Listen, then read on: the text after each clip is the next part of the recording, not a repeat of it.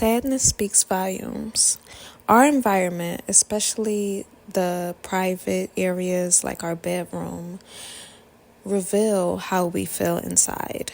So if you are dealing with loss, it will sometimes come out in the areas in your home.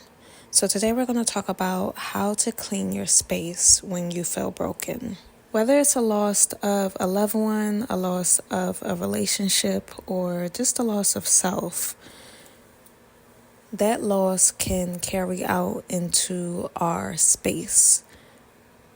We tend to not tidy as much. We tend to just brush things off, and the piles continue to stack as we continue to ignore things. And slowly but surely, we get more and more clutter. And the more cluttered our space becomes, the more cluttered our mind becomes. And it just becomes a cycle, a never-ending cycle, if we don't choose to stop it. So whether you are sad with something that's brand new, or even sad from something that happened years ago, check your environment. Look around in your environment, and your environment will tell you what it is that's going on the inside. So the very first step when it comes to just dealing with sadness is just allowing yourself to actually grieve. Give yourself some time. Just like a job gives you a couple of days to grieve your lost ones, you can give yourself a couple of days to just grieve the sadness. Identify what it is. Could it be that you are sad that you have to do everything by yourself? That's okay. But identifying it and allowing yourself to grieve, allowing yourself to be sad for a small amount of time helps. The second thing is to be open to asking for help. Be open to asking for the help of the people that's also in your house, the people that aren't in your house, your friends, your loved ones. Because a lot of times, especially when we lose someone, or especially when we have rough times, people will ask you what you need. And if you're a strong Black woman like me, or if you're just a strong willed person and you feel like you're used to being independent, you automatically will be like, no, I'm okay, I'm fine. But take the help. Take the help, ask for help. You in your space will thank you for it. Another thing that you can do when trying to clean the space when you feel broken is just to start with trash. That is the easiest thing to start with. So wrappers, bottles, old papers, just start with trash, and that will make it easier to tackle anything else in your home. The second thing is to set a timer. I am keen on timers. Set a 12 to 15 minute timer, because when you're feeling sad, you don't really want to do too much.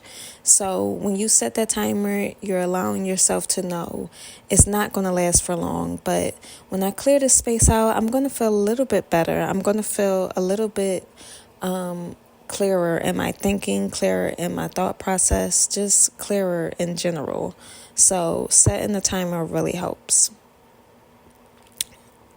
The last thing is to clean the key areas. Clean the areas that you are likely to spend the most time. So that's your bedroom, that's the kitchen, that's the bathroom. Start in your bedroom, because when you have a peaceful bedroom, you have peaceful sleep. When you have better sleep, you live a better life.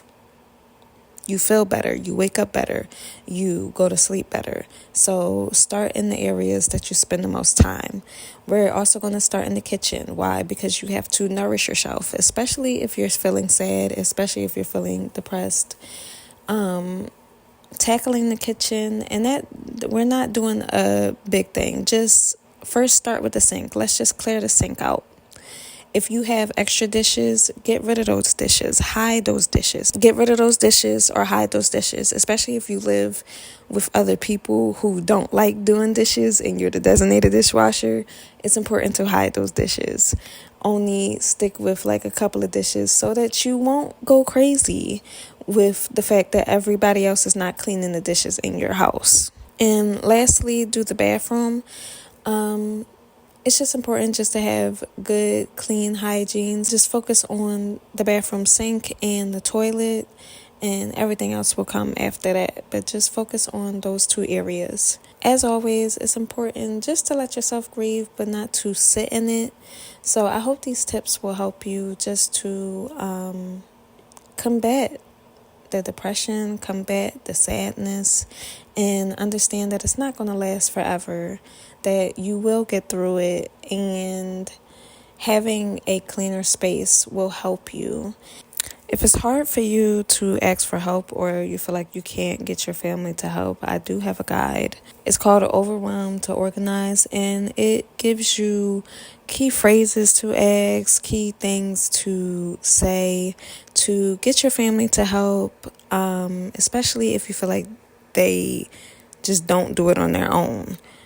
As always, if you feel as though the depression is not going away, please seek professional help so that we can live our best life and go back to our healthy, happy selves.